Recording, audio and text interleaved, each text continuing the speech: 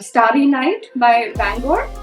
The yellow in that painting was actually from India and it is made out of cowhide. Monday is so-called the second Sunday in Tirupur. That's the culture here. So people don't work on Mondays. It's nothing that you have to do extraordinary to protect your natural dyed clothes or say natural fiber clothes. Colors, even if it's synthetic, any color that is dyed on natural fiber, like cotton, it will bleed. The soil was used to cleanse. So it's to cleanse your body and keep you one shot and protect you from unwanted thoughts and energies. Hi there, welcome to Rooted by Arpitharai. You might remember it as Style Meets Sustainability. Same soul, just a name that feels a little more grounded now. This space is all about digging deeper into stories, people, and ideas that are shaping a more mindful and circular fashion world. I am Arpita, and I believe slow conversations can lead to powerful change. So let's get into today's episode and see where it takes us. Today's guest is someone who dances between design and nature, tradition and innovation.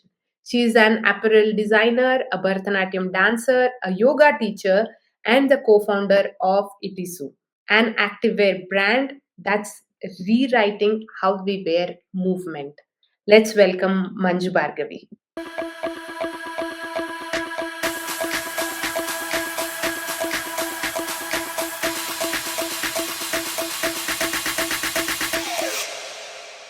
Hi Manju, I'm really looking forward to this conversation. Same here. Hi, Arpita. You have done something really beautiful, building an activewear brand that respects both the body and the earth. I've been following your work and I'm so happy we finally get to speak. Thank you. The pleasure is mine as well. Before we begin, tell me this. If someone choose to listen to our conversation today, what do you think they will take away from it? I think they will have more knowledge on how you can see activewear rather than what you see right now. The perspective of the viewer might change, hoping, and how important is natural fiber and natural dye on activewear. Not only on your regular wear, but also in activewear. Yeah.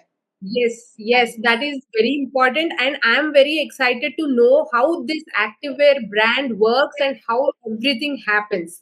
So, you passed out from Pearl Academy and already stopped buying synthetic clothes back then.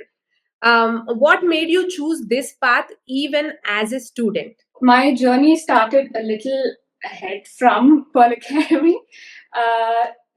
My background is from classical dance. I from Bharatanatyam. So I went to this nice esteemed Kalakshetra, a college which is really good for arts and Bharatanatyam. So there our uniform used to be always dance sari and cotton clothes. So we were allowed to wear only traditional clothes, rather half sari or sari. Maximum what you could wear was salwar kameez. So I don't know, that was not intentional, but it happened gradually. And what we used to do is dance. We used to be extremely active with wearing those, sari and those loose fitted clothes, contradicting to what we wear these days for dance. So yeah, that was there behind. And then I got into fashion, which was a contrast from the environment which I was in. I was in a very traditional school background. I did my fine arts in my plus one, plus two, and then I moved to Pearl Academy for fashion designing. That was extremely contrast. It was full on fashion and trend and being very expressive and yeah.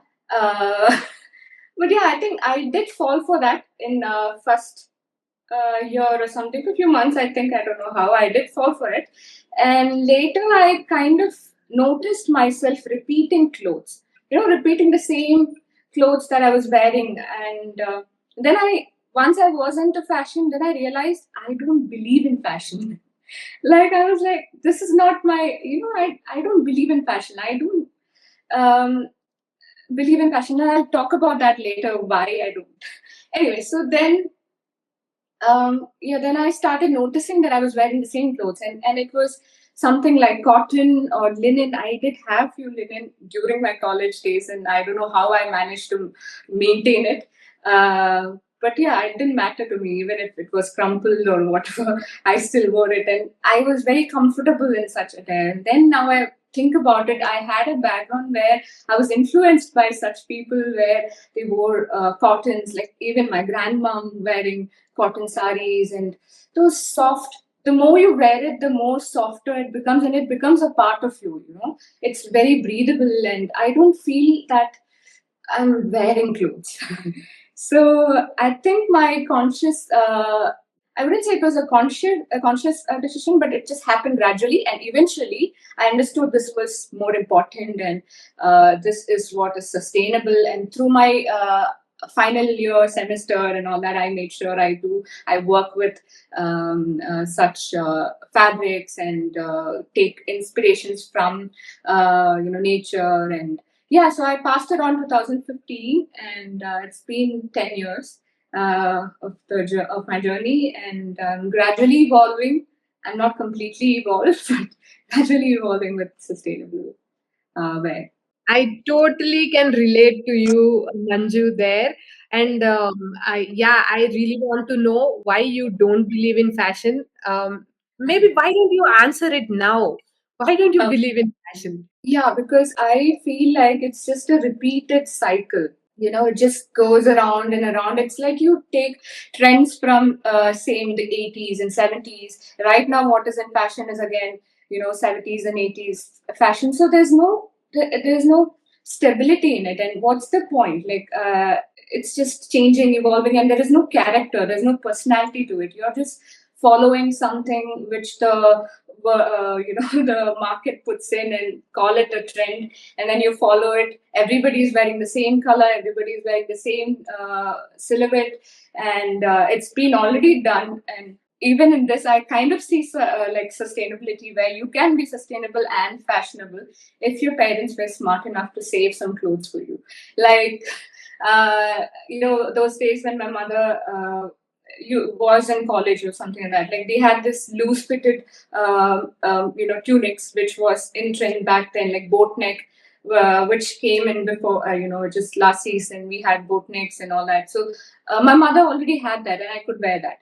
And say even the skirts, like this fish cut skirt, bell bottoms. These were all flat pants. They all came back again. So if you had your mother's or your family's clothes that they wore, and they kept it safe, maybe you can use it now. And if you keep what you buy safe, even if it's synthetic, or whatever fabric it is, if you can sustain it and maintain it and keep it, or like pass it over and use it, reuse it, pass it over to your next generation or people who want it, then I think you can, like takes fashion into sustainable way. But for me, yes, I don't really follow fashion. I don't really I'm not into fashion because I feel like it lacks personality, and it is just repeating again and again. So my fashion is my own signature of what I am, and if I can express that who I am, then that's my fashion. That's lovely to hear, Manju. And about the clothes, keeping the clothes, my mom always used to wear saris. So I had so many saris. Throughout my childhood, I used them, I upcycled them, I wore them in different ways. All that was done. For me, I kept a suitcase full of my clothes, which I don't wear, for my Okay. daughter. But now I am confused. Once she grows older, like maybe down the lane 20 years, she might not like these clothes. And what will happen to these clothes at that point? So that was the question which was troubling me a lot. So from a suitcase full of clothes, I kept very less for her, some important ones with very good design or very good fabric which will last longer. So limited number I kept, and the remaining ones I'm upcycling them. So we can wear them right now, use them, and finish the whole life of it. So that's how I am working on these old clothes. Yeah. And now let's talk about Itisu. So it sounds like it is Okay. you. What is it? Tell me how it all began. Give me the full story, please. Itisu, it's actually a Sanskritam word. Iti means thus or this, and su is good or say powerful. So, so yeah, that is what it is. So itisu, this is powerful, or thus it is good. This is good for you. And also in English, you can say it is you. No, Itisu. So yeah, so that was the thing. So for me, it was the change that you want to bring in this world, like say in sustainability or any good changes that you want to bring or you want to see in this world. It starts from within. That was the story. So I wanted it to be that way, like itisu. So it is you who makes the changes, taking conscious decision on what to buy, what to not, and whether you need or you don't want it. So understand the needs and wants. So basically, it's the customer who takes the right decision, conscious decision, and we from Itisu help them go through the journey. Help them with that journey of conscious wear or say fashion. So it is you who takes that conscious move towards sustainability. That's a lovely meaning there. And I've been trying to tell people about that, whatever you have said in that name meaning for so many years. Yeah.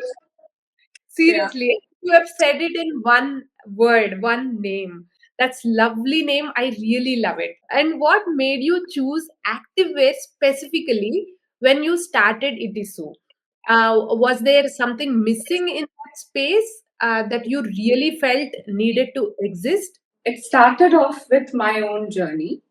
As I said earlier, like when I was dancing very actively, Bharatanatyam, I used to wear cotton and be extremely active. And then I got into Kalaripaitu and then I came into yoga. So I'm a trained yoga teacher.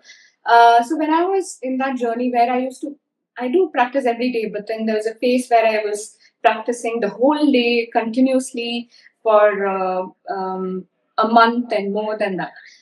So that time, I generally, as I told you, like I have a wardrobe full of cotton and non-synthetic. I do have synthetic, but then I keep reusing them and or like I've passed over or upcycled them and stuff like that.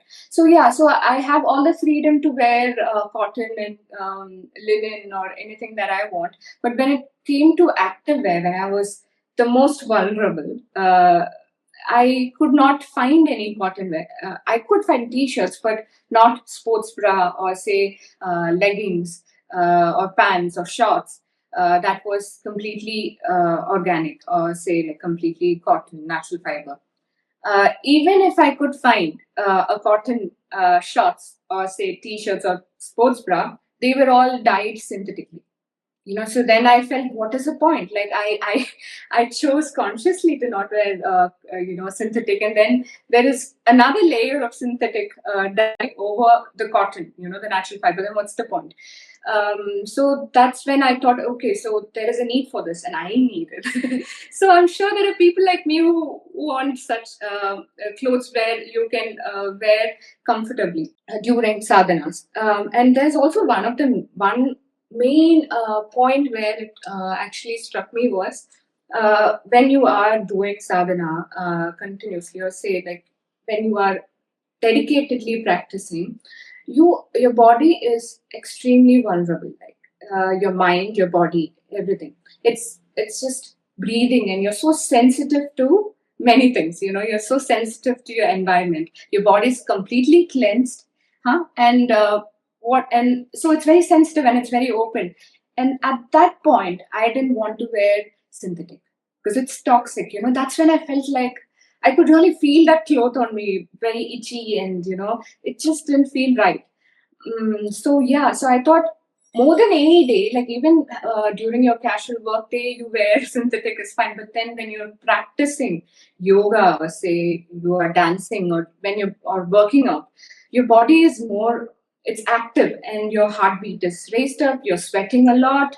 Your body, your tissues, your skin, your pores are all opened up, and it is fresh and active, and then you insert or say wear synthetic clothes, even if it's dyed or if it's not, dyed, it still it absorbs, and it is more harmful for you than wearing it on a normal day, because when your body is heated up, it can, it can absorb, absorb more chemicals from the surrounding and from the clothes. So it's very important to wear natural clothes, especially when you are on your sadhana, or say when you are working out. Very important. That's when I thought. That's a really great explanation. Because personally, for me also, when I do my stretches or when I do my walking, yoga, and all these, initially I used to wear these regular stretchy pants, and later I started feeling very suffocating. My skin used to feel it's not breathing. So then I said, what is the need of this stretchy pant? Because I don't do that very active workout. So then I moved on to cotton pants, loose pants, salwars. So with the t-shirt. So those are super comfortable. Now I wear shorts. So it's all super comfortable. And I totally agree with you on everything you said. As you mentioned, beyond Itisu, you are a dancer, yoga teacher, and you have even explored farming. How do these different parts of your life influence how you design or even how you live every day? So I don't see all this in a separate way. I see it integratedly. One thing I'm so fortunate is, because I am able to live away from the city. I just cannot live in a concrete jungle. I don't want to, like, yeah. So it does not really support me mentally. I need space to breathe. I need to be close to nature. So apartments did not really help me as well. I briefly got into depression when I was in the city. I need more nature and space, and to be able to work my hands. I am a person who loves to work with hands, and anything that I do. So I do a lot of work that involves with mind and hand, and physically and mentally and creatively. Yeah, that makes me really happy. So I live in a farmhouse. That's where we have a studio also at Itisu. It is in the border of Kerala and Tamil Nadu. So it's such a beautiful place. It's a small village, and it's surrounded by paddy field, and I think you will see the clips of them now and then in my stories in my Instagram page.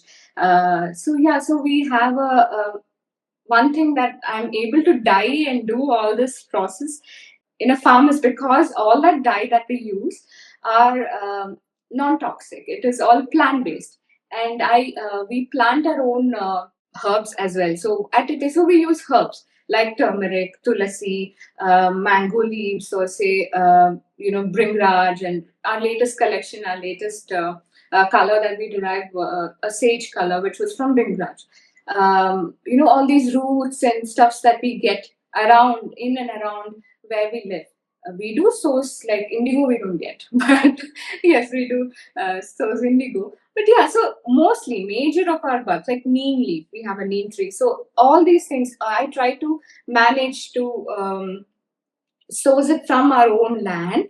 And then, so that way I'm able to do agriculture. I see the plants sprouting and growing, and even for eco printing I have these cosmos flowers, and I have a small garden with hibiscus and all these things, and it just falls down, and I collect them. I collect the dry leaves. So it is so ecologically, they are so circular that you don't have to put that extra effort to do anything.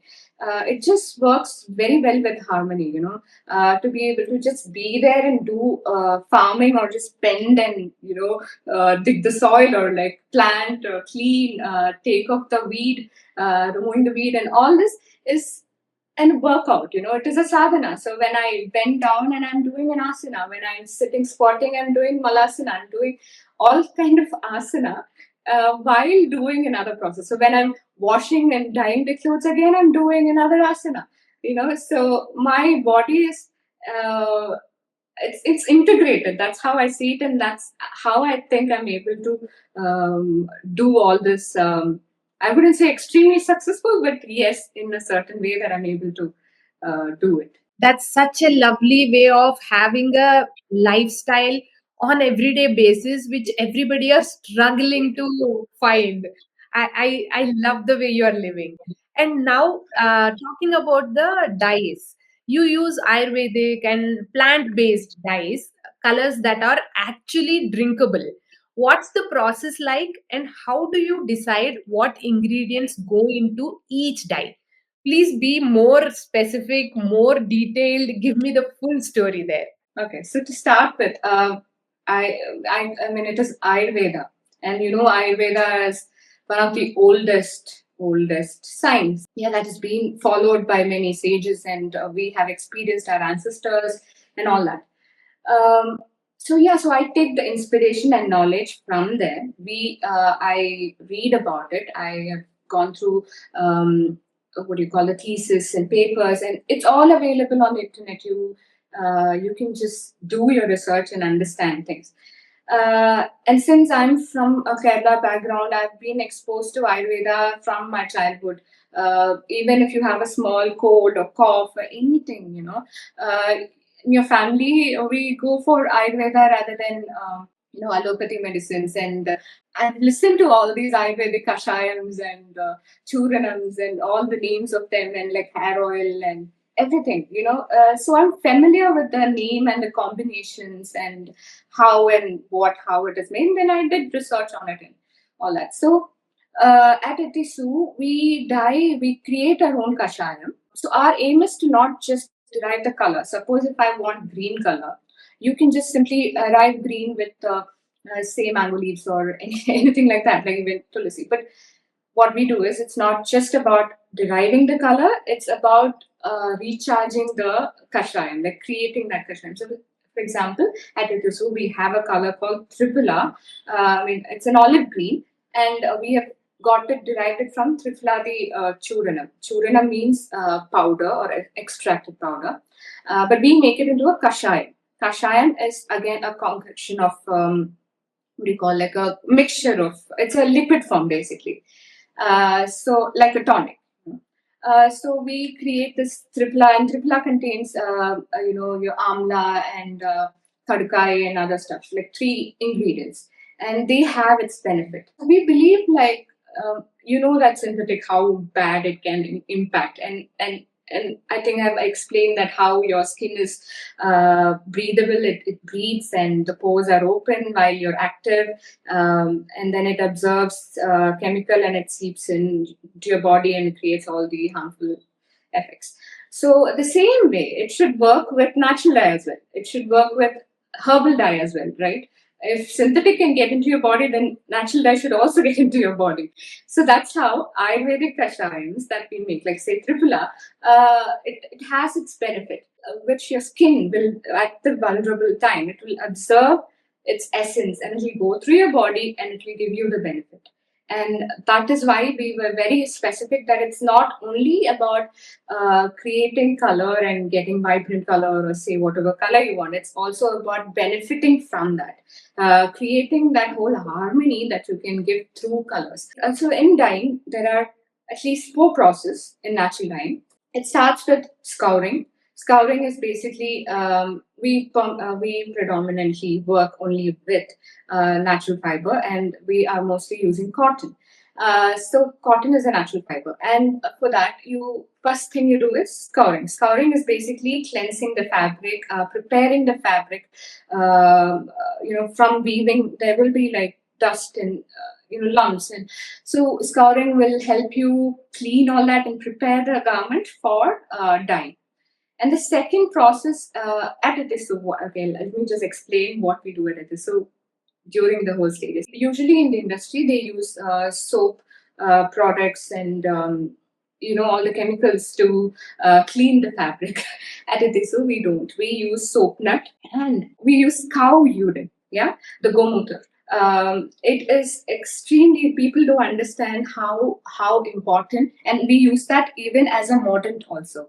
So it is a natural bleacher. Cow urine is supposed to be a natural bleacher because eventually it converts into ammonia, and you can also derive pigments from it. Just a fact, so this cow urine was used in India and around the world, all around the world, even in the Europe countries, everywhere, as a pigment, and to bleach your fabrics and even leather tanning and many other. Yeah, like even in Bangor painting, if you know, our cow urine was used. How? Because India was exporting at that time. We had this dye called yellow, Indian yellow, which is very vibrant color, and that was derived from cow urine. It was in fact made in Bihar. So the factors like how they derive this yellow color is, so the cows that urinate, that they create dye from, is fed predominantly with mango leaves. So once you feed them with only mango leaves, the urine that comes from that cow is then processed, it is filtered, and then it is boiled, and then it is dried, sun dried, and made into a ball, and made into a powder basically. And this was exported those days. And the great art, the Starry Night by Van Gogh, the yellow in that painting was actually from India, and it is made out of cow urine. Yeah, so it was an interesting fact. So yeah, at Itisu we use cow urine as a very good mordant, and we do try to extract pigments from that. You get a nice yellow, vibrant color. Yeah, so we use that, and we use aloe vera, and we use kadakai, and all these elements to mordant our fabric. So mordant is the second bleaching. After bleaching, we use this, and in mordant, it is basically mordant helps the fabric to observe, to lock the dye that comes from the pigments that you get from the natural elements. So that's what it does. So that's the second process, and for that we use such gums, natural gums, and all these stuff. And the third process is dyeing. So we prepare kashayam, we boil them, we boil the fabric into it, and we create that kashayam. And then we dye the fabric into it, and we let it be, soak it overnight, or like give it a time for the fabric to be inside that solution and lock it. Since we use these modern, natural moderns, the benefits like the all that herbs and all the ingredients that we use to dye is extremely intact. It is locked with the fiber, and it stays in your body, as in, yeah, when you wear it you get the benefits of it. So yeah, so the modern process actually helps with our next process, which was dyeing. And then we let the fabric dye into it, stay there, and let it soak in all the goodness it can get. And then the fourth process is fixing. This is how we control our bleeding, fabric bleeding, because that's the common mentality that people have. Oh, natural dye, it's going to be bleeding. The reaction that happens during the dye, the washing of the fabric after dye helps it to stop the reaction, lock the reaction, and it stays the same. Yeah, that's the whole process that we go through at Itisu for natural herbal dyeing, or say Ayurvedic dyeing. So we create kashayam. It's not only for color, but it's also to create that kashayam, the whole formula, and recharge the fabric with it, and to get that benefit through the fabric and the dye. It's so lovely to know the whole process, and my mind blew at cow urine usage as a bleacher, and I never knew that. And the information you given there was like mind blowing. Literally, the paintings and everything. That's news for me. Maybe I should dig a little deep into it and Yeah. learn about it. Yeah, it's lovely to know. And then I found it really interesting that one of your collections was dyed using soil. What inspired that idea, and how did it turn out when you brought it to life? I never imagined that soil can be used as a dye. So please explain me how it works. Yeah. So I'm wearing one right now. So we call it Earth T-shirt. Right now wearing a Earth T-shirt, dyed with soil and printed with natural dye. So it's screen printed with natural dye. Anyway, so how did this come through? It started off with my experience. So let me just go back to 2018, I think, when I was in Oroville, and I did some theater, and I was learning theater at Adishakti, and then in that course, I was introduced to Kalari Paitu. So Kalari Paitu is a very old martial art form, and it is practiced in a kalari. So kalari means a space where a space where you perform, or say like you work out and do your stuff. And this kalari pit was made out of earth, like soil. There's no like fancy concrete or air tile or any like rubbery stuff to protect you from falling or anything. Nothing. It was just purely soil, earth, red earth. And if you have been to Oroville, you would have noticed that red soil that you cannot like not notice it. It's all over. The soil there is so rich in iron, and it's so bright red soil. Yeah. So at this Kalari pit, it was just red and beautiful. So when you're performing Kalari, it is an extreme form of body movements that you go through. Okay, you sweat a lot, you fall on the ground, you roll around. Literally, after Kalari Paitu, we are asked to roll from left to right, like from that end to the sense that you massage your body, and it's like one of our warming up and cooling down process. So we cool down by rolling. Like how you do shavasana for yoga, we do this rolling. So literally, you're just rolling in the soil. So after you come out of this kalari, you see yourself, you're completely red.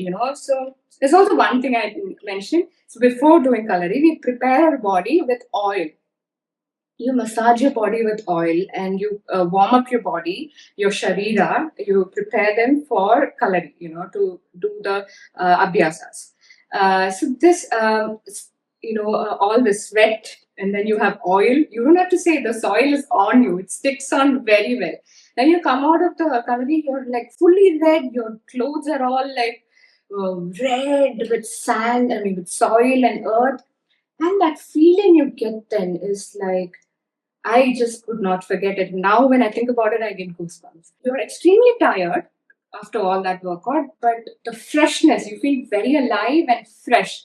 At that point, when this earth is all around you, you're covered with soil, you feel like the warmth, the Mother Earth like hugging you. Really, it feels like the whole toxicity of your body is gone, and you feel like reborn.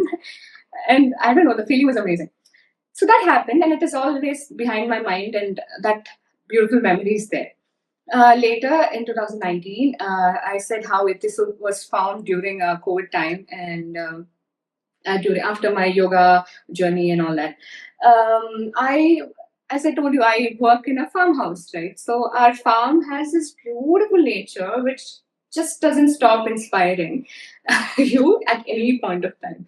So yeah, I noticed this red soil, and I wondered why not just dye with the soil, because I remember like how it can stain your t-shirt, and after wash it just doesn't go away without any modenting or fixation, nothing. It's just my sweat and oil that I had. So basically, if it can hold the soil for that long, so maybe I can dye with this if I'm able to extract elements from nature and then fix it on the fabric. Why not try soil with it? And that's how it happened. So I digged soil from our ground, and then I picked the color. So I got shades of soil. It's so interesting.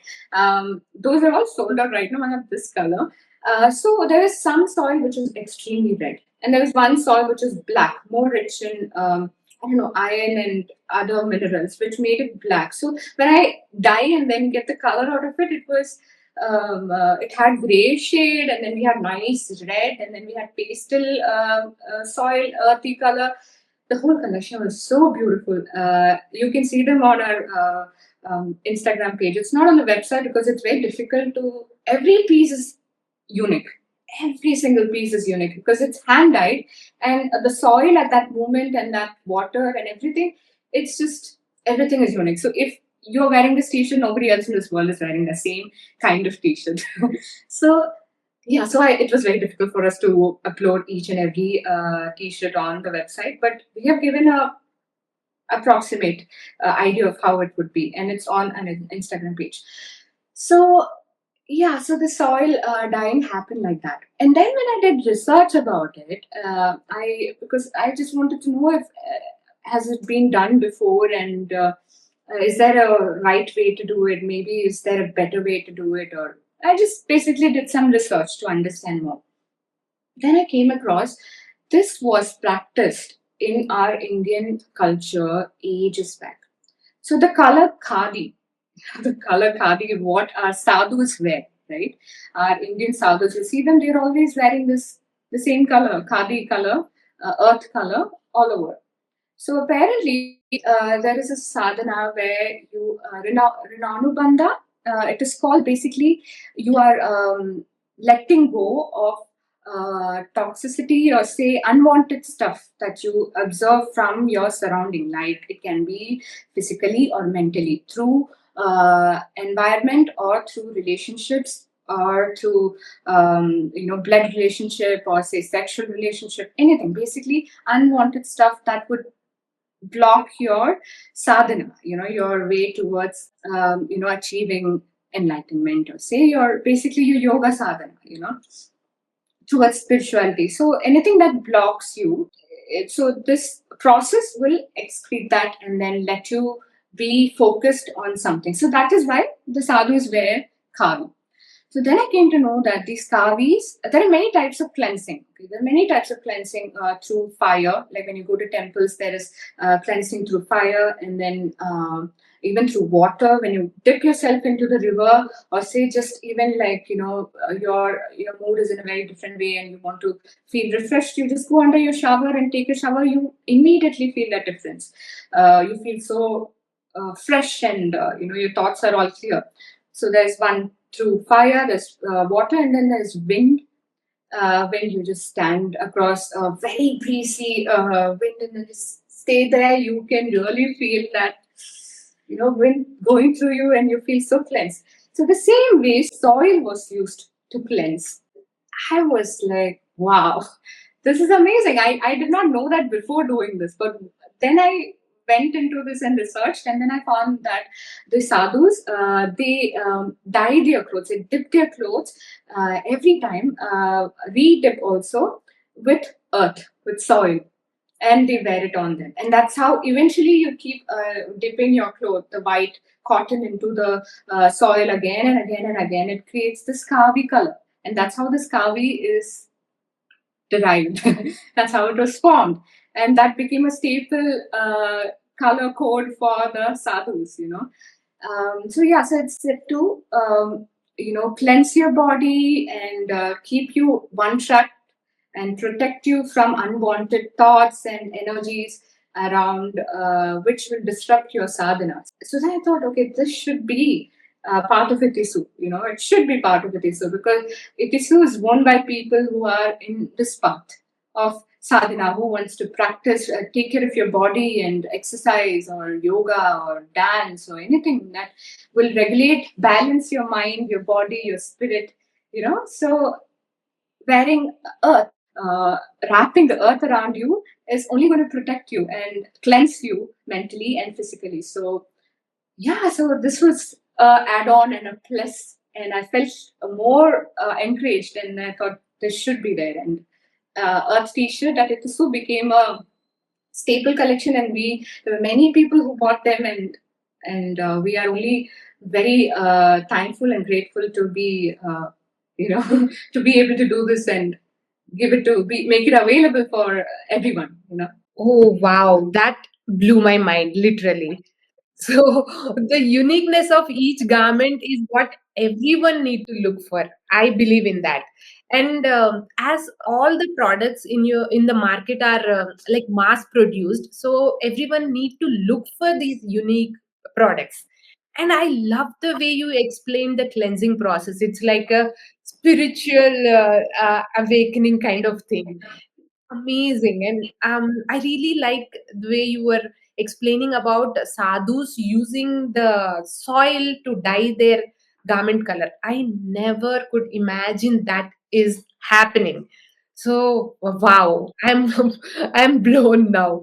And in general, garments, especially those dyed naturally, tend to change color over time as people wear and wash them. What has the response been like? Do you think people are ready to accept this kind of change in their clothes? Colors, even if it's synthetic, any color that is dyed on natural fiber like cotton, it will bleed. It will. That's the nature of the garment. That's the nature of the fabric. So even synthetic, you see, like you buy them. You cannot wash them along with your light colors. The dark colors or the bright colors go with the bright colors. You don't wash them with your lighter colors or whites. It bleeds. So what's the point? Then why not wear natural clothes, natural dyed fabric, rather than wearing synthetic and harming everything around the world and yourself. So yeah, synthetic does bleed, but there are many processes that we do that it does not. We say to our customers that it bleeds. First three washes there might be bleeding. There will be one or two washes you might have bleeding. So it's all about how you take care of it. Also, it's about using the right detergent. You use mild detergent. And you don't dry it directly on sun. These are the same instructions for synthetic dyed clothes as well. It's not only to maintain natural fibers or natural clothing. It's also for synthetic. If you are into something, it's the same process. Only then you can expand the lifespan of the color of the fabric, even if it's synthetic dye. It's all the same. Don't directly dry it in the sun. Don't use bleach, or don't use harsh detergents and all that. With people's mindset, you were asking, are people ready to see colors in this way?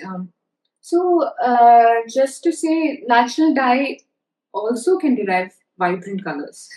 It doesn't have to be because you are into natural color, you are always wearing pastels and pale colors. Nothing like that. There are vibrant colors that you can derive from natural dye as well. At Itisu, we have orange color, which is just super bright. Again, derived from roots and madder, even annatto, and we use other herbs also into it. So these natural ingredients, it's actually a seed, plant-based seed. Annatto is a seed that derives from a tree. It's from a pod of the tree. So you can derive a vibrant orange and vibrant colors. So since you choose natural colors, it doesn't have to be that you wear pastel or you wear only dull colors. There are bright colors you can derive. It's about how you choose it. And I like to see this way, where natural colors keep evolving. They keep evolving into different uh, colors. So if the color fades, or say somehow you're not able to take care of it and as much as you want to, and it keeps fading, so what? Isn't that beautiful? Because you bought an orange T-shirt and eventually it turns into a peach T-shirt. Why not? Why not? So you get to wear two, three varieties of T-shirts, or say like now a dress. It's all about how you see it. It's the perspective that you see it. You get to experience the whole journey of your outfit. The garment. It has life. That is why it is reacting. Natural color reacts with your sweat, with nature. It is life. That is why it is reacting. So you should be happy about it. You should make sure that your fabric is bleeding. When you buy a natural cloth, make sure that it is bleeding. If it is bleeding, then it is live and it is naturally made. Yeah, there are fixers, natural fixers, and we are doing that, and that's why the color still stays.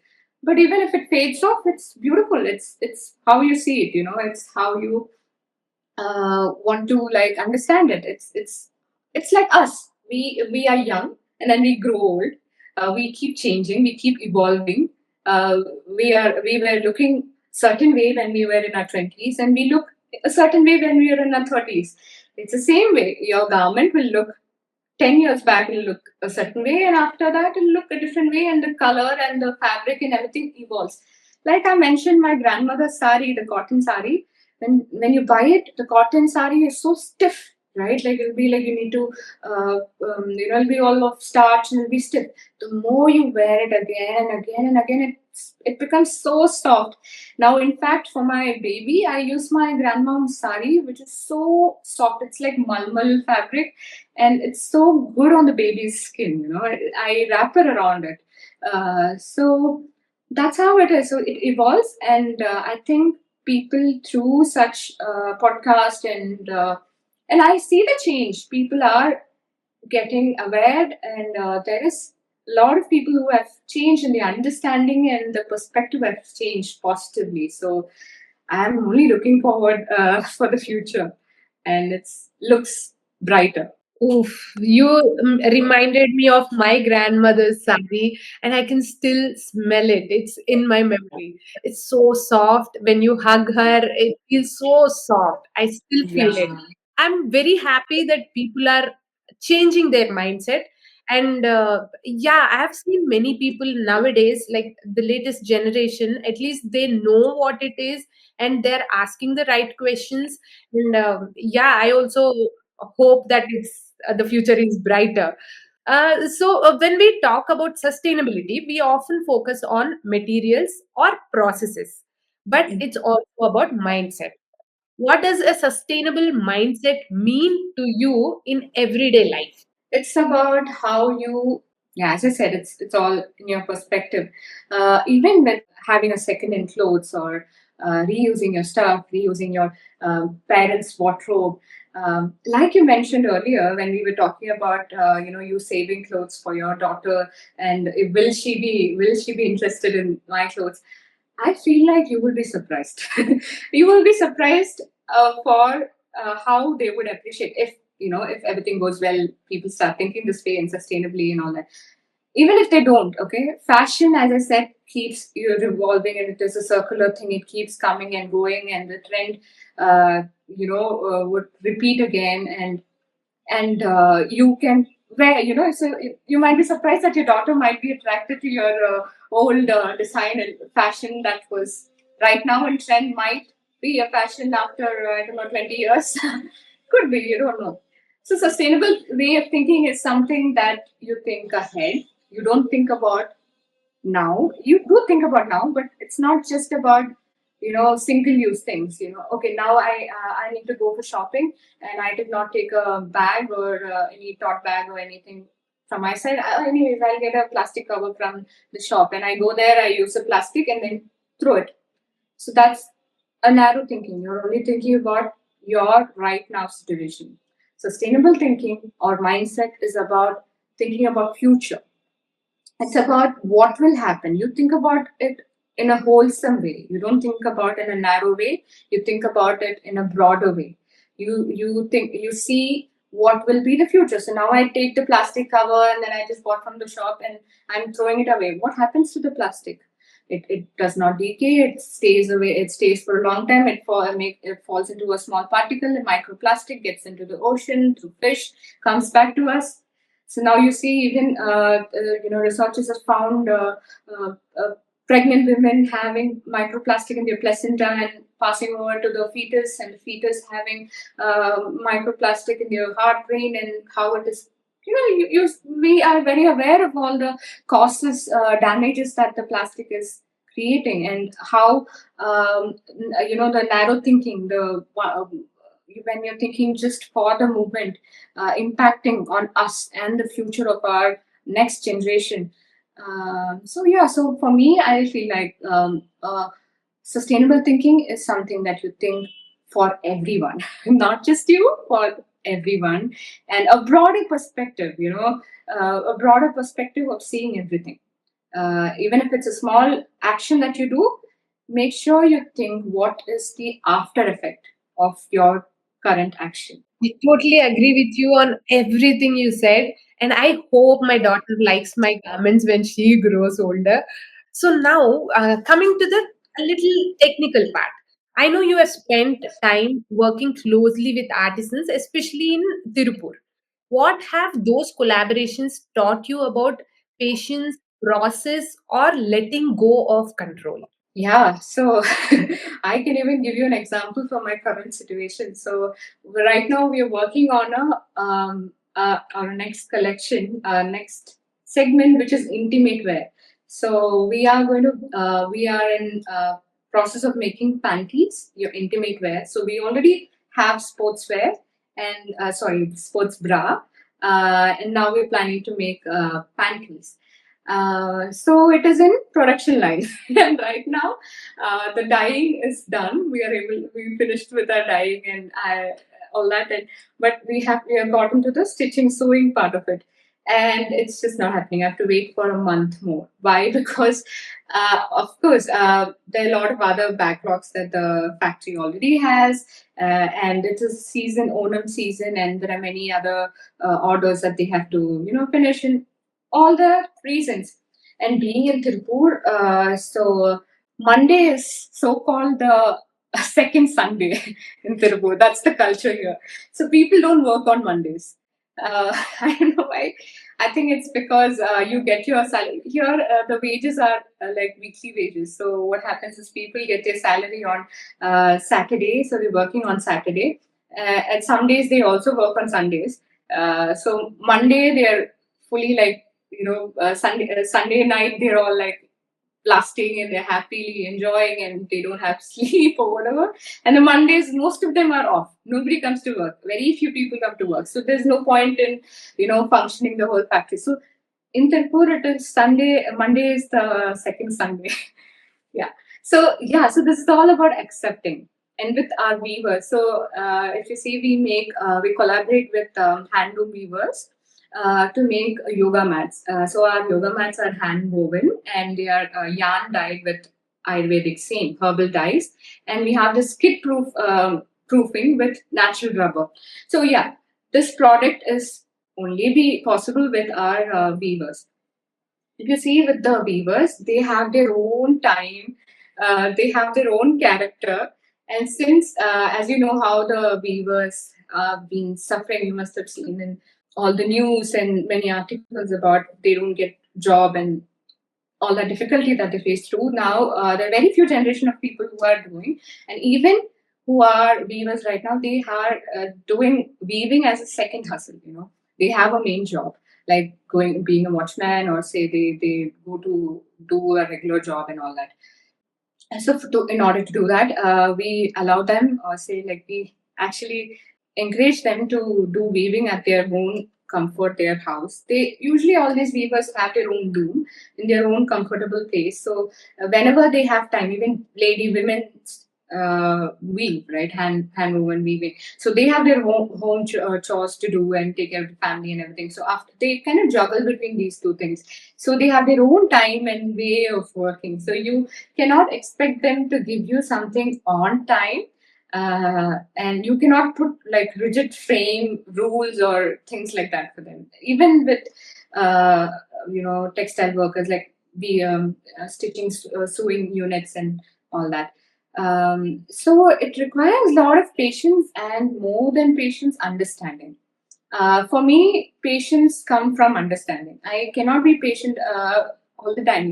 It's not human to just be patient without knowledge, without the right knowledge. So I believe to be patient, I need to understand them. So I try to go to their house. We are very in close perimeter with them. They are become like a family now. So we talk to them. We know their family issues. We know what they go through, what they do, how their health is. So we know them personally. So I know how they would work, and I can expect things from them. So okay, this month I know that okay, this person is not available. He or she is going to be busy with something, or maybe another person I can, okay, he is going to be available, so or she is going to be, so I can put her in this. So knowing them better, keeping them in close understanding them personally has helped me survive. because that makes me understand them better, and that makes me plan things better for them and for us. So I'm able to navigate, all the hurdles that we come through. Uh, uh, yeah, so that's how it is. So that's how I manage with uh, people that I work with. I didn't know that there is a second Sunday. I really didn't know. Today there were so many things which you are telling me that I'm learning from you a lot. And the patience part, I'm sure there's a lot of patience in you after handling all those kind of situations and people and everything. And for me also personally, I have a tailor who comes here to create my upcycled clothing. But when her son comes from school, she has to go and stay at home because her husband works for something else. So she says, I can't stay after this time. Maybe if it is a holiday for her son, she can't come on that day. So I'm accommodative. I'm like, okay, I don't have any hurry. So you be patient, be calm, and do the work in a good way. So that's how it happens here also. It's a small process, not like yours. But yeah. And now I have one proper technical question now. An activewear actually needs different kinds of sizing to fit different kinds of body. And I have a feeling that you use knits, which should naturally stretch a little. But if it is a what do you say, natural material like cotton or whatever materials you use in that fabric, might not stretch as the elastin stretches. So the body sizes will become a little tricky there. So how do you manage those sizes for your brand? You are very knowledgeable with this. Very good. I'm glad. Uh, yes, as you said, knit is naturally, it is cotton and naturally expandable. It stretches to an extent. And so, what you can do, the challenge that we get from here is through designs. You need to face these challenges through design. The next option is design. So at Itisu, we create. So there's a example. We have this jogger called Evolve Jogger. So Evolve Jogger, what happens is you get to wear them. It's a high raised waist band. Again, it does not have elastic in it. It does have, but a very thin elastic which won't hold your body, your stomach that way that you feel suffocated or anything like that. So you create that, and what happens is when you are pregnant, it is very helpful for you to wear them because it's above your waistline, and it holds your body, your bump very well. And then after your pregnancy, when you become flat, your body, you can fold them and you use them as a regular high waisted leggings, or joggers. And we have this hold that we have, a rib arrangement in the bottom of the near the calf area, so that when you're doing inversions and movements such way, where it will hold the fabric. Like when you wear a flare pant, what happens is when you do inversions, like extreme, not everybody does that, but then if you are someone who does that, practice that way, what happens is your pant travels down. You don't want that to happen. So we use rib. Rib is a kind of weaving that is almost like elastic, and the weave structure is like that. So we use that kind of a different weave of fabric in the bottom area. So that helps in holding the pant, and it does not allow it to ravel. So our evolved jogger is something that it evolves with you. Your body, when you have your big and you have a bump, or you wear it a certain way, then when you are back to your normal shape, you wear it a different way. So it is for every body type. One. And then we have this tank top, which is again designed that way. So again, it evolves. So if you see, all our designs are mindfully thought in the way that it adapts to every stages of your body. So with our tank top, we have a slit behind, like we have a petal leaf, a design like that. If you look into our website, you will see that. So that creates room during your maternity, So why I talk about maternity is because I was recently pregnant and I wore all of these. And I had customers who bought them and wore them, and we do have pictures of them, and they're before and after, after baby and before baby, wearing the same outfit. When you talk about sustainability, you need your clothes to sustain for a long time. You can't like, oh, okay, I'm wearing a maternal wear and that can be used only during maternity. It's not sustainability. So we want something that will evolve with you. So it's not only about, when you're on your maternity, even when you put on weight and you reduce weight, this fabric or say this design, this outfit will accommodate you, So that's what it does. So this petal top, it gives you the room and space to have your bump, or like if you put on weight, it can, and again when you don't, and it just comes back to the normal shape. So yeah, so I think this is how we face our challenges. We face with design. We work smartly with our designs. When you said stretching, if you see our pants have the center gusset, like the diamond gusset in the center of the crotch area, so that even when you do extreme stretches, your seam is not going to like rip off. If you see, we have unisex garments. Our designs are mostly unisex. Like this t-shirt is unisex wear, and we have boxy shorts, which is again unisex wear. And in that, you see, we don't have side seams. We have a angular cut, so that the motions, it does not. So there are many technical thoughts going through while designing, and even with our leggings and our joggers and our biker shorts. I recently discovered biker shorts can be used as even the shorts that you wear inside, as a liner. Like if you're wearing sari, wearing our biker shorts is a great option. It does not rub your thighs in between, and it's very comfortable. My mom wears it, and my aunts. She in fact gave me that idea. My aunt, she said like, oh, you know what, I wear your biker shorts, this can be very good, because you wear in skirts, your petticoat in skirts, it kind of, all the Indian women, we are very curvy, and especially when you're wearing sari or skirts or dresses, your thighs kind of rub each other, and it creates a friction. And wearing such natural fiber, a cotton, a natural dyed fabric in between your sari, it doesn't even feel like you're wearing one. And second thing, it protects your skin also. So yeah, all our designs are very you can use it for multiple purpose, and there are a lot of thought gone through to design them. And I think that's how we face challenges like this to avoid polyester in activewear. We make sure the design allows you and gives you the room to do your activity, so that's how we face it. Lovely to know all those details about gusset and the rib material and using the foldable detail. Oh, there is a lot of technical details went into it for sure. And let's talk about activewear specifically.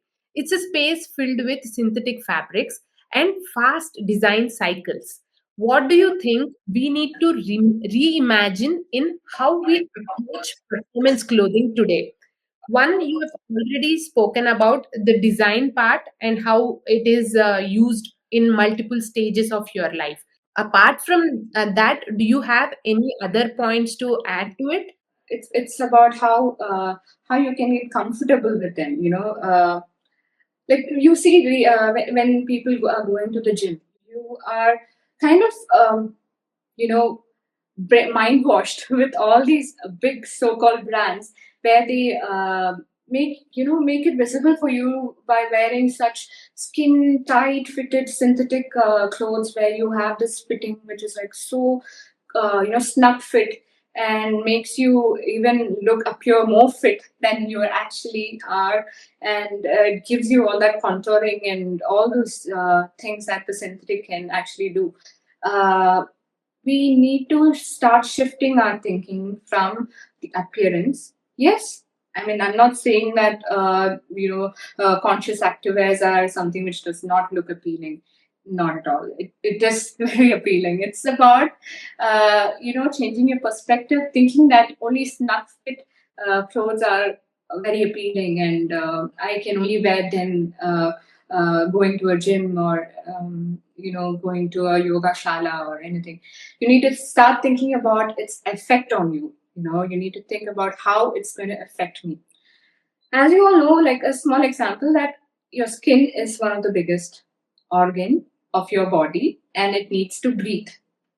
It really needs to breathe, to regulate the temperature in your body, and to excrete all the unwanted toxic chemicals that you take from the environment or the products that you use and everything. So if you notice, when you wear synthetic clothes, you sweat a lot. You sweat a lot, and after a point you start itching. You start getting that itchiness in your body. So that's because it is a very closed fiber, and you don't get to, your body is not regulating its temperature, and you sweat a lot inside, and then it's locked inside, and you feel more tired, you feel more irritated, you feel more exhausted, yeah, and itchiness and everything, sweating a lot and bad odor is all because of wearing synthetic. Whereas when you try yourself, just try, wearing cotton or natural fiber, or naturally dyed natural fiber clothes, you will see a big difference. One, it will give you more energy.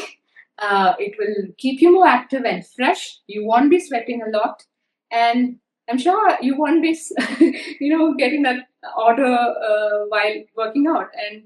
And all the benefits that bleeds from the fabric is going to go into your body, and it will only elevate your practice. So it's all about thinking in, again, as I say, like sustainable way of the future and the impact of it, and how it's going to impact you. It's not just about the the latest trend. Again, the trend comes in here, where wearing skin fit, snug fit dress is what is trendy. You need to stop thinking that way and think about how it is impacting your body and what it is doing to you mentally, physically, rather wearing a natural fiber, natural dyed activewear, how it works on your body. You need to start observing yourself, observing and noticing what is happening to your body when you wear this, and what is happening to your body when you wear natural fiber and natural dyed fabric. How your workout is becoming, how your sadhana is working, and what changes it makes in you. So when you do self analyzation, self observation, and analyzing it, I don't have to say the answer. You will know the answer yourself. That was lovely. And I used to design activewear in the past. As Okay. you mentioned, I've designed them super fitted to the body and added mesh fabric details saying the garment will be breathable. So when I realized that I'm not in a correct space in the fashion industry, I stopped designing clothes for regular brands. So now the impact from the fabric is seen a little slow compared to the food we eat.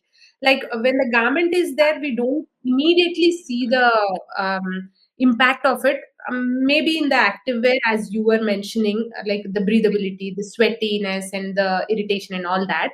But in the regular clothes, people won't notice it so immediately. But when we eat wrong food, we might have some problems inside our body. We vomit, we have motions, and whatever, the tummy gets upset and all that. So food is always taken care of. People notice it fast, but clothes, it's a little difficult. I feel that way people tend to ignore the clothing choices. And you correctly said to observe yourself in specific clothes. That is very important. That's very good point you mentioned there. And I think everybody need to start observing themselves, what's happening. If I am wearing this, if I am doing that, they need to start observing. That's a great point where you mentioned there. And I want to know about your style, clothing style. What is it like? And what do you wear on every day and for different occasions like party or day or evening outing? What is your style? What do you wear? I want to just enter your wardrobe and feel the whole thing. How you manage your wardrobe? I, my wardrobe currently is full of Itisu's discarded t-shirts and sports bra and shorts and everything. So any fault that comes up comes in the fabric, or if the dye is not set well, or there's a hole caused by ants. One of our major enemy in our in our production, or say in our inventory, is ants, because they eat them. I don't know, for some reason they love Itisu clothes. So you might find like small holes here and there, and obviously I cannot give it to my customers. So me, my family members, and all of my friends, they get these freebies with small defects, which I think also people should start rethinking them. You wear toned pants and fashions like that, and unnoticeable errors in garments should be appreciated. I think so. Anyways, that's a different topic, and let's not go there. My wardrobe is, as I said, it's mostly Itisu t-shirts and shorts. Otherwise, I don't know, I'm so much into whites. If you see, all my clothes are white, white, white. Everywhere I go, I don't know, for some reason. Maybe because I work so much with colors, I tend to, and mostly if I don't dye my own clothes, or like if I don't want to buy, clothes dyed in chemical, I just prefer white. And I feel white cannot go wrong anywhere. Like, any day, and it is apt for all occasions. So I have few linens and cotton kurtas and pants, and I love wearing shorts. I'm very comfortable with the above knee shorts, not the short shorts, but the trouser shorts, or I don't know, boxy shorts. Like that level of shorts is very comfortable for me. I don't know why. Um, yeah, and t-shirts is my go-to, and then I have these tunic tops that I wear, and they're all mostly white, and or like beige, basically no color, much of color. And I do have vibrant ones like maroon and reds, and I wear them very occasionally. um, and when I go to temples, I prefer wearing clothes that does not have any much of stitching in it. I Or not pants. I prefer wearing skirts and saris and something like that, because for certain spiritual reasons I do that. So yeah, so different occasions have different wear, and my wardrobe is pretty much like this. It's either clothes from my mother's wardrobe. I do wear her kurtas.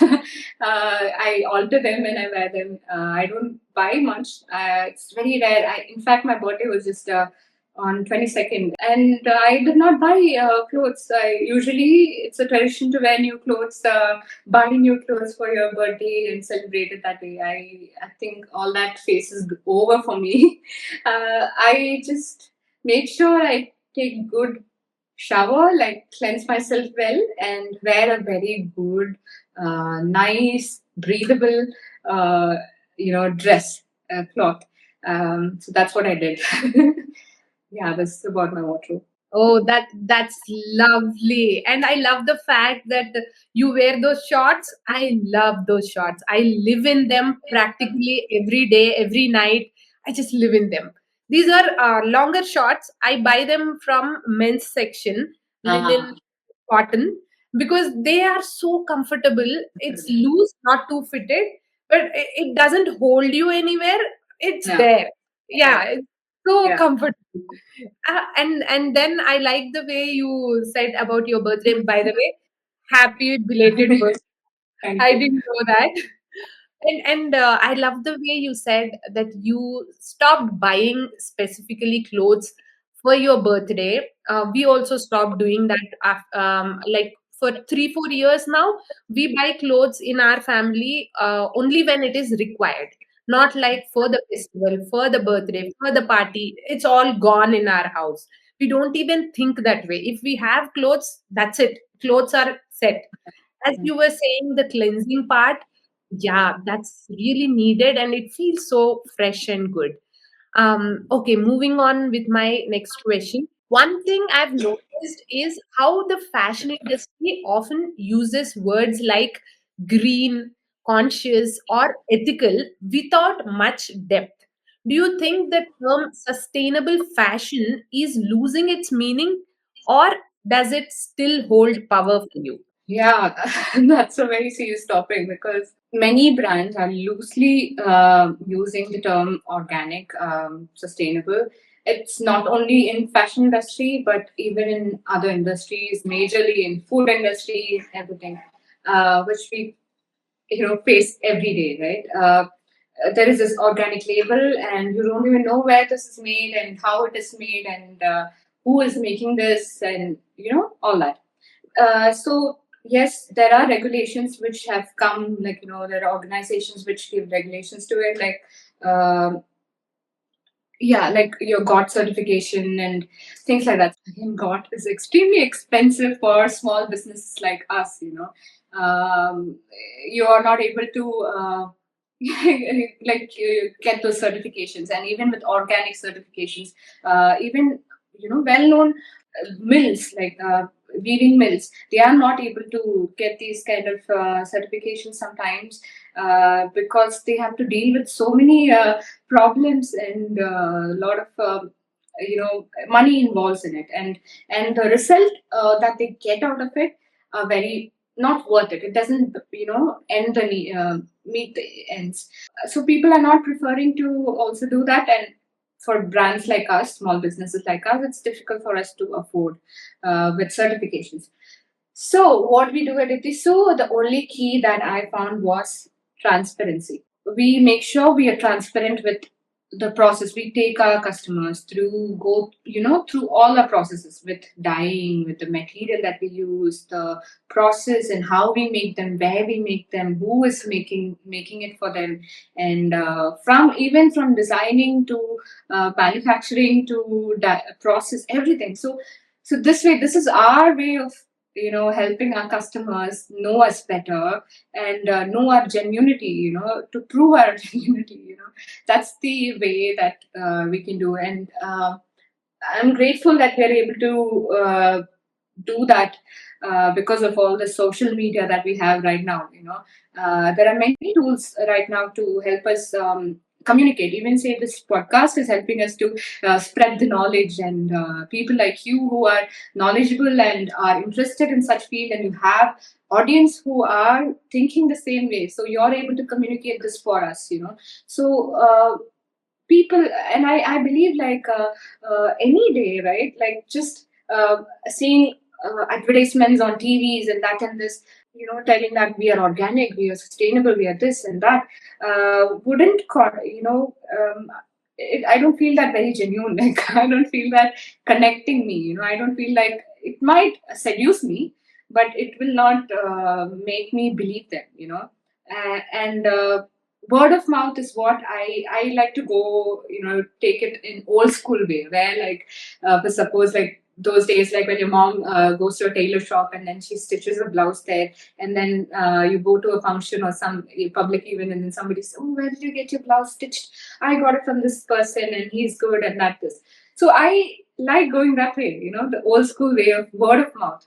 So I wore Itisu and I got a good experience, and I would share it with another friend of mine who, oh, maybe you might like it, it's like this and I felt this way.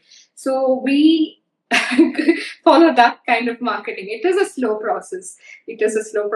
But the result is amazing. You won't believe the most of our customers, right? They are all repeated customers. It's very rare that we get new customers. We always keep getting the same customer. Even now, we keep getting inquiries, and my customers who bought from us like a year back, or say even just few weeks back, they wear our clothes and then again they buy more. So that's how it has been, like our and that's what I think is our strength.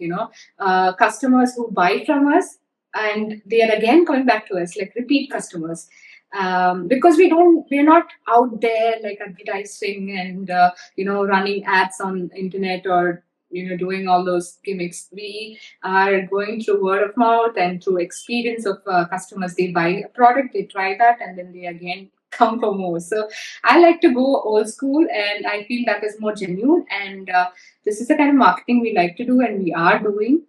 And transparency is the only way, so that all these expensive certifications can can not be trusted anymore, because again those things can be bribed and done. I don't know how it works. You know how industry works, and it's not very accessible also in India. So I think it's better to go local and to shop local. That's one of the key to know the genuinity of a product, and to word of mouth, and to see them, get to talk to them.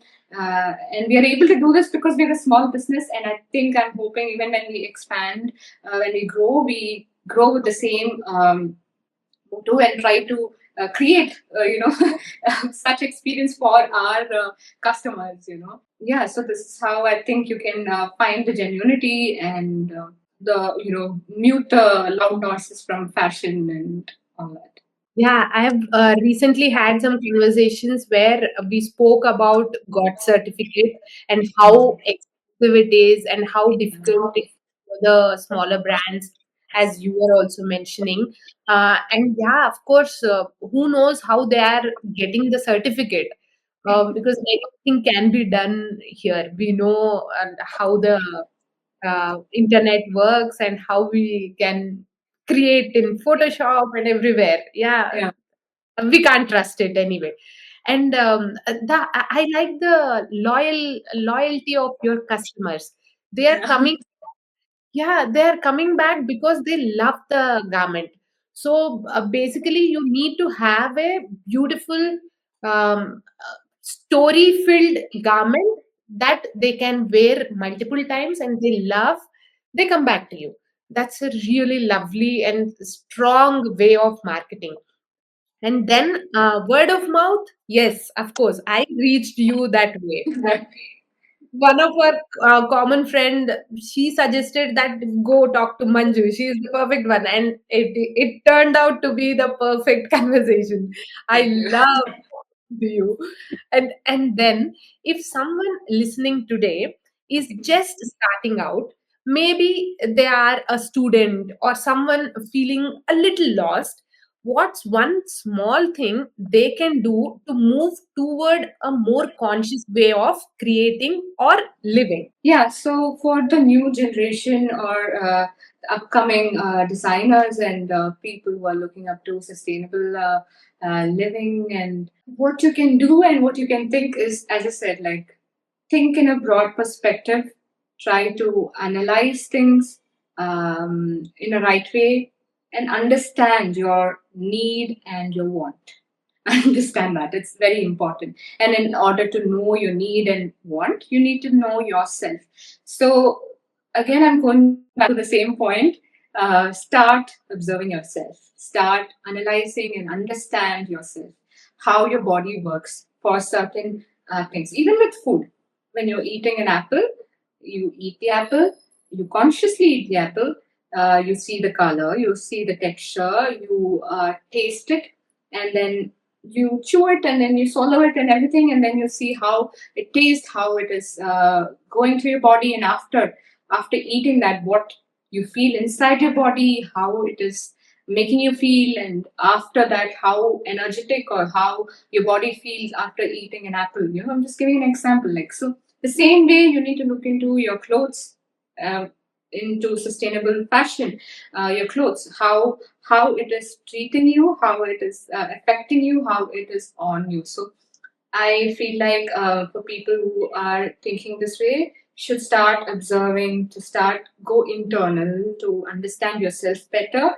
That way, you will also start thinking for others naturally, because you will start, your actions will become positive, and that positivity will spread everywhere, and it will help yourself and the others as well. So yeah, it's all, you need to start from within is what I would suggest. Like, start observing your actions and things you wear and things you consume in daily basis, and see and start thinking the impact of it. Start thinking how it will impact in future your actions. Oh, lovely way of saying all those things. Personally, me, I am going through that journey, observing myself and all that. 2 years ago, I was lost. I knew all this, but I didn't know how to go about it. But slowly and steadily, 2 years ago, I started observing every bit of me, and there are many changes I went through. And Yeah. whatever day you are speaking, I can clearly see what you're saying. Observing every bit of that bite, every thing you chew, everything you wear. Yeah. Yeah, that's a journey. That's a journey everybody should take. That's lovely. And finally, when you think about the future, either for your work or the world around you, what keeps you hopeful? Yeah, like people like you and our customers keep us hopeful. And I see like such kind of knowledge and thinking has spread everywhere and through all these mediums, to a lot of people like you, right? I mean, all conscious people who are getting into a community and trying to help each other and understand and educate each other and share the knowledge with the others. So sharing, is caring, like how they say, sharing is caring. Yeah, that makes sense now. So basically, and I see that happening now, and people are very much aware of what they are buying, and we have all become very smart. We cannot be fooled like before, like our generation before. You just did not know where things came from and what happened, and you had no source of knowledge. I mean, you only if you put so much effort you get that knowledge. But yeah, through internet there are cons and benefits, like pros and cons, where yeah, there are bad informations and there are good informations as well. So it's about how bad influences, how you neglect them, and how you take in good informations and good knowledge that you want and proceed with that.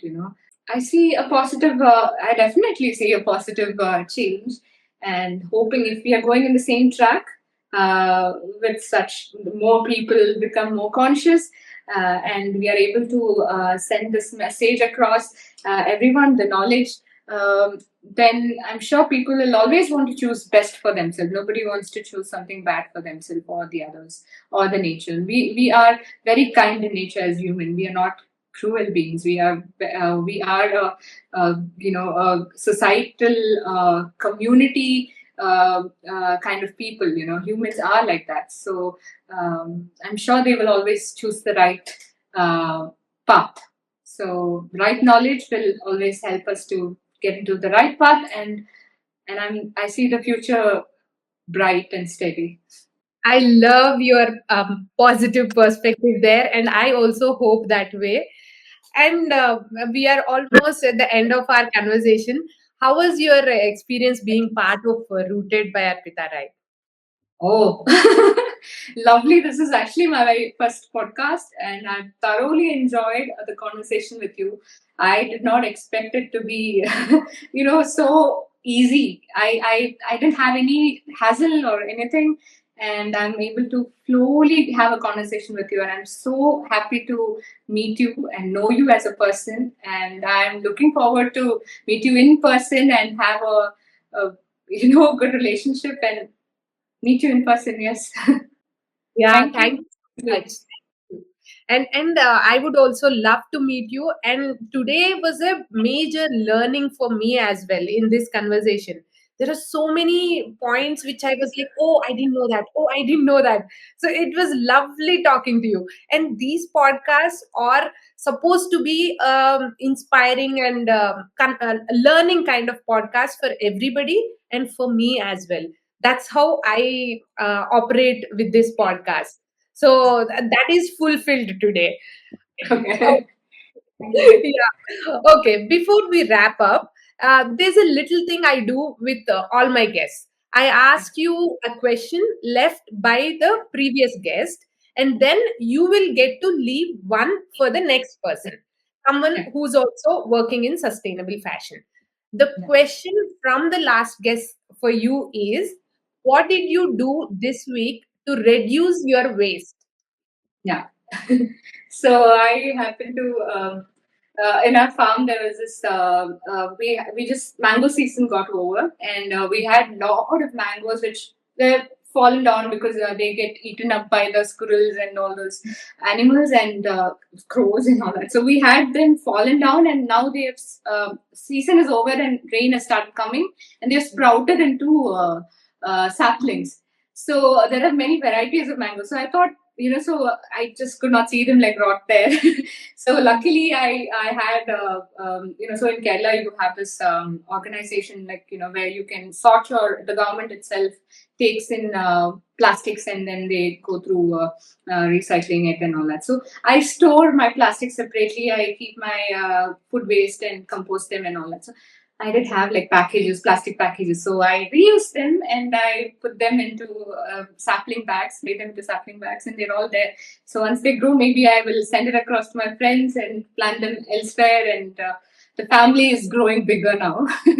So I repurposed the plastic packages that I got. Even the cloth bags also I did repurpose them. That was lovely to know what you did with your sapling bags and how you are planning to give it to your friends or neighbors or whoever.